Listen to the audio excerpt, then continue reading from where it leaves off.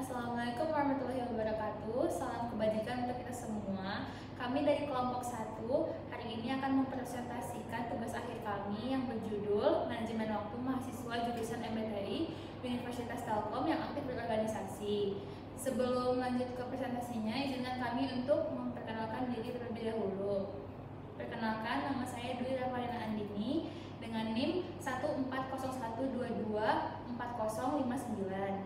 Selanjutnya, perkenalkan, nama saya Natania Medlin Pardede dengan NIM 140122405. Nama saya Abdurrahman Reza Rinaldi dengan NIM 14012240111. Nama saya Muhammad Naufal Arenawari dengan NIM 14012224050.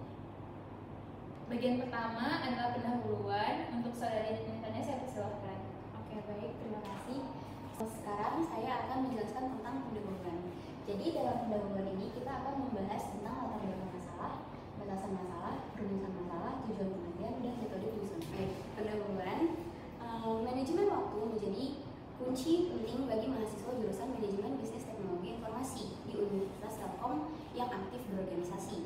Mereka sering mengalami tantangan dalam mengatur waktu antara tugas akademik dan tanggung jawab organisasional. Penelitian ini bertujuan untuk menganalisis faktor-faktor yang mempengaruhi manajemen waktu mereka, peran regulasi diri, dampak kurangnya manajemen waktu yang efektif terhadap prestasi akademik, dan strategi atau metode efektif yang dapat membantu mereka mencapai keseimbangan antara tugas akademik dan tanggung jawab organisasional. Baik, untuk latar belakang, manajemen waktu sangat penting bagi mahasiswa, terutama yang aktif dalam organisasi kampus. Mereka sering kesulitan membagi waktu antara tugas akademik dan tanggung jawab organisasional. Meskipun berorganisasi mengembangkan keterampilan sosial dan kepemimpinan, hal ini bisa mengganggu waktu belajar dan menurunkan prestasi akademik. Kesulitan mengatur waktu antara organisasi belajar dan istirahat juga dapat menyebabkan stres dan kelelahan. Oleh karena itu, penting bagi mahasiswa untuk mengembangkan keterampilan manajemen waktu yang baik. Dengan manajemen waktu yang efektif, mereka bisa mencapai keseimbangan antara akademik dan organisasi, meningkatkan produktivitas, dan meraih kesuksesan dalam studi. Regulasi diri juga sangat penting dalam menetapkan prioritas dan menghindari penundaan belajar. Memahami tantangan ini memungkinkan kita memberikan dukungan yang tepat untuk membantu mereka mencapai potensi penuh. Baik, kita akan memasuki batas dan rumusan masalah dalam studi kasus yang telah kita analisis. Pertama, batas masalah. Penelitian ini akan memusatkan perhatian pada mahasiswa jurusan Manajemen Bisnis Teknologi Informasi di Universitas Telkom yang aktif terlibat dalam kegiatan organisasi kampus. Fokus utama dalam penelitian ini adalah untuk memahami bagaimana mahasiswa tersebut mengelola waktu mereka dalam konteks keterlibatan organisasi, serta mencari strategi apa yang mereka gunakan untuk mengatasi tantangan tersebut. Dan rumusan masalah di sini ada 4. 1. Bagaimana faktor-faktor yang mempengaruhi kemampuan mahasiswa jurusan MBTI di Universitas Telkom dalam mengatur waktu. Kedua, bagaimana regulasi diri berperan dalam mengatasi tantangan manajemen waktu bagi mahasiswa MBTI Universitas Telkom yang aktif terlibat dalam kegiatan organisasi kampus. Ketiga, apa dampak kurangnya manajemen waktu yang efektif terhadap prestasi akademik mahasiswa MBTI yang aktif berorganisasi di Universitas Telkom. Dan terakhir, apa strategi atau metode efektif yang dapat membantu mahasiswa MBTI mencapai keseimbangan antara tugas akademik dan tanggung jawab organisasional. Baik, kita sudah memasuki metode penyusunan. Dalam metode penyusunan kali ini, kita menggunakan 2 pendekatan.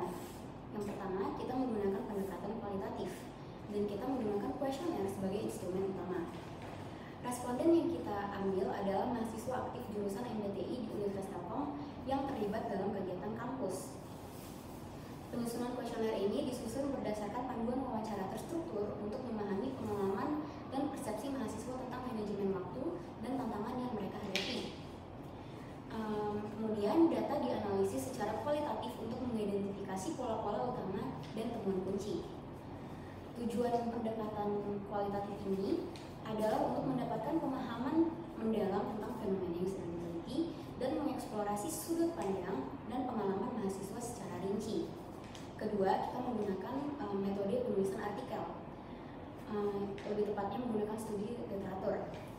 Analisis manajemen waktu organisasi dan kuliah pada aktivis mahasiswa program studi pendidikan matematika UIN AR Ranieri Banda Aceh adalah artikel utama yang kami acu, dan itu dibuat oleh Eko Setio Widodo. Artikel pendukung kita ada dua.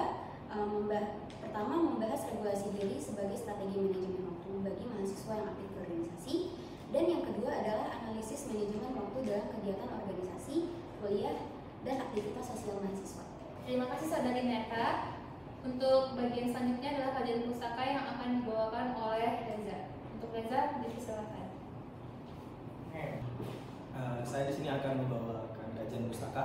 Manajemen adalah sebuah perencanaan, pengorganisasian, pengarahan, dan pengawasan usaha-usaha para anggota organisasi dan penggunaan sumber daya organisasi lainnya agar mencapai tujuan organisasi yang telah ditetapkan.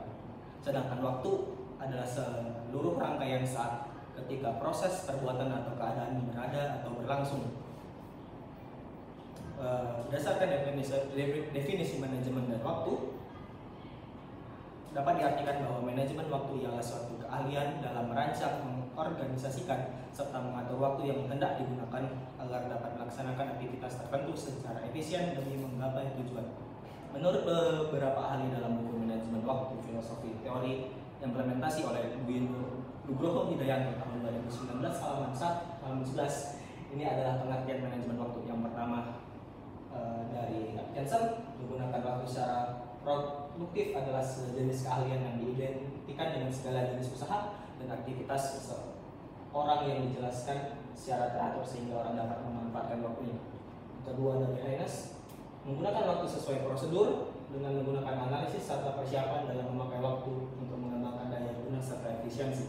Yang ketiga dan terakhir, menurut Forsyth, menggunakan waktu secara efektif merupakan metode pengendalian waktu untuk mencapai terbentuknya kecukupan dan efektivitas serta efisiensi.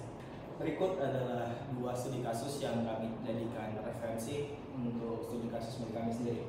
Pertama dari waktu mahasiswa yang aktif dalam organisasi oleh Dewi Mahastudi tahun 2023, yang kedua dari manajemen waktu pada mahasiswa aktivis organisasi oleh Faradila Aska Mudifa tahun 2019. Kesamaan yang dapat kami tarik dari dua penjelasan di atas adalah bahwa keduanya menggambarkan manajemen waktu sebagai suatu proses yang melibatkan perencanaan, pengaturan, dan kontrol diri terhadap penggunaan waktu untuk mencapai tujuan tertentu. Sekian dari saya, waktu dan tempat saya kembalikan pada moderator. Oke, terima kasih Reza. Selanjutnya adalah bagian analisis yang akan dipaparkan oleh Noval. Kepada Noval, saya persilahkan. Baik, terima kasih kepada moderator atas waktunya. Pada kesempatan kali ini saya akan menjelaskan mengenai analisis yang telah kami lakukan. Yang pertama saya akan menjelaskan mengenai analisis, di mana analisis ini kita gunakan dalam bentuk kuesioner. Lalu untuk faktor yang meliputi dalam kuesioner kami yakni ada tantangan, pengaturan diri, dan juga manajemen waktu. Dan sasaran dalam penelitian studi kasus kami ini adalah merupakan mahasiswa MPTI 2022 Universitas Telkom. Lalu hasil yang kami dapati yaitu pertama ada permasalahannya, yaitu mengalami kendala dalam menyeimbangkan waktu antara organisasi dengan perkuliahan. Lalu faktor dalam permasalahan tersebut yakni ada pembagian tugas yang banyak, kegiatan yang padat, juga regulasi diri.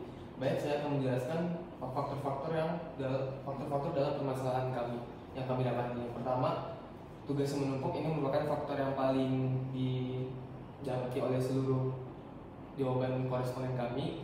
Yang pertama ada solusinya, yaitu mengevaluasi setiap tugas atau kegiatan berdasarkan tenggat dan dampak untuk menentukan urgensi dan pentingnya atau skala prioritas. Lalu melakukan pengaturan waktu dan aktivitas secara efektif, bisa kita sebutkan manajemen waktu, dan juga menambahkan pengingat di kalender untuk meningkatkan fokus dan disiplin dalam menyelesaikan tugas.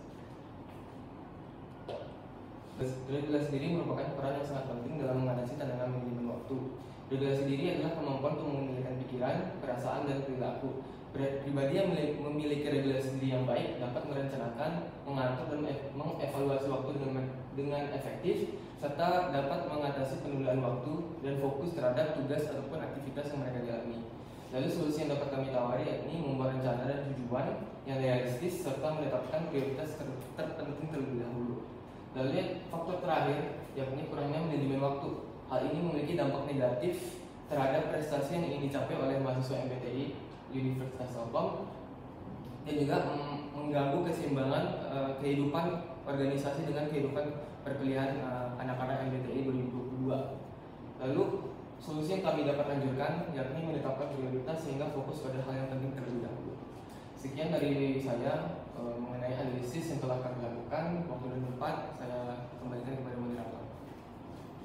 Terima kasih Noval. Selanjutnya saya akan memaparkan kesimpulan hasil dari analisis yang telah kami lakukan. Studi yang kami lakukan kepada mahasiswa MBTI angkatan 2022 Universitas Telkom, ditemukan bahwa banyak dari mereka mengalami kesulitan mengatur waktu. Faktor utama yang mempengaruhi sulitnya mengatur waktu termasuk tugas yang banyak, kegiatan kampus yang padat, dan minimnya regulasi diri. Regulasi pribadi dianggap penting untuk mahasiswa karena dapat membantu mereka untuk memahami peran, pikiran, dan tindakan mereka. Tetapi, kurangnya manajemen waktu berdampak negatif pada akademik dan keseimbangan kehidupan pribadi. Selanjutnya adalah saran. Untuk penelitian selanjutnya, kami sarankan untuk memperluas objek penelitian dan juga mengkaji faktor-faktor lain seperti budaya organisasi, dukungan keluarga, dan juga faktor eksternal seperti pandemi atau juga kondisi ekonomi. Berkolaborasi dengan organisasi kemahasiswaan juga dapat membantu kita untuk menemukan data yang lebih akurat. Selanjutnya adalah data pustaka, dan kami menggunakan 6 referensi untuk menganalisis studi kasus kami. Sekian presentasi dari kami hari ini. Maaf apabila banyak kekurangan dan kesalahan. Saya tutup presentasi hari ini. Terima kasih. Wassalamualaikum warahmatullahi wabarakatuh.